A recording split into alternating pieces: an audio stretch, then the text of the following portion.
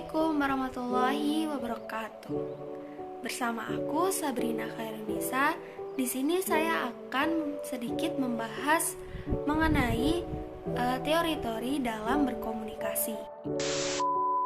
Nah, ada nih salah satu teori yang dapat memperbaiki karakter atau sifat kita dalam berkomunikasi.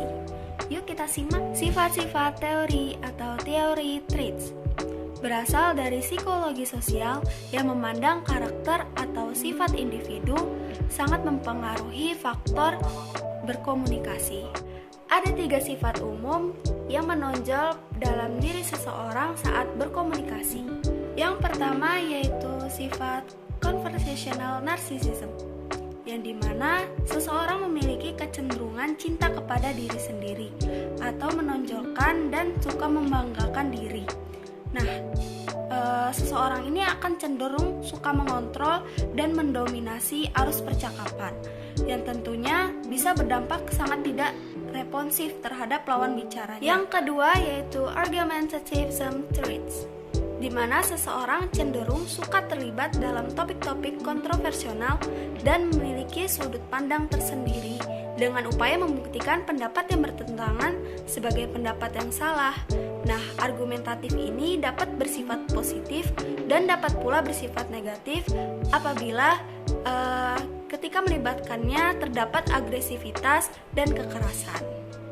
Yang ketiga yaitu social and communicative anxiety, di mana seorang individu akan memiliki rasa cemas dalam berkomunikasi terkait dengan penghindaran sosial, penghindaran berinteraksi, dan penghindaran pada saat berkomunikasi. Dalam teori ini, individu cenderung memiliki sifat pemalu dan tidak mudah percaya diri terhadap lawan bicaranya.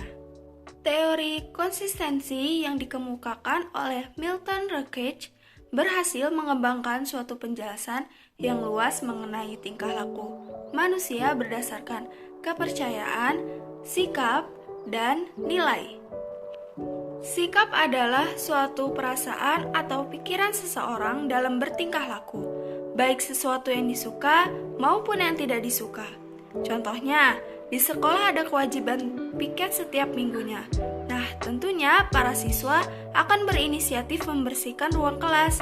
Ini merupakan salah satu sikap baik seorang individu untuk memenuhi tanggung jawabnya. Nilai erat kaitannya dengan tindakan sosial yang dilakukan manusia kepada lingkungan sekitar. Contohnya, gotong royong merupakan salah satu nilai positif yang diberikan individu terhadap lingkungan sekitarnya. Dan yang terakhir, keyakinan. Keyakinan adalah asumsi kepercayaan yang diyakini benar oleh individu atau kelompok mengenai suatu konsep atau kejadian seseorang dengan hal tertentu. Sebagai contoh, seorang mahasiswa yang yakin ia belajar sungguh-sungguh, maka ia akan lulus tepat waktu. Komunikasi kelompok adalah komunikasi yang dilakukan oleh beberapa orang dengan jumlah minimal 3 orang atau lebih. Dalam komunikasi kelompok, tiap individu akan berinteraksi satu sama lain untuk mencapai tujuan bersama, mengenal satu sama lain, dan memandang dirinya sebagai bagian dari kelompok. Efektivitas kelompok dilihat dari aspek produktivitas, moral, dan kepuasan para anggotanya. Produktivitas ini dapat dilihat dari keberhasilan mencapai tujuan kelompok, dan moral dapat diamati dari semangat dan sikap para anggotanya.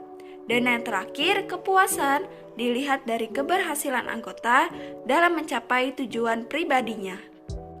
Berikut merupakan langkah-langkah pengambilan suatu keputusan yang bijak dalam sebuah kelompok. Yuk disimak. Yang pertama adalah musyawarah. Dan yang kedua, identifikasi masalah. Yang ketiga, pengembangan solusi. Dan yang keempat, seleksi.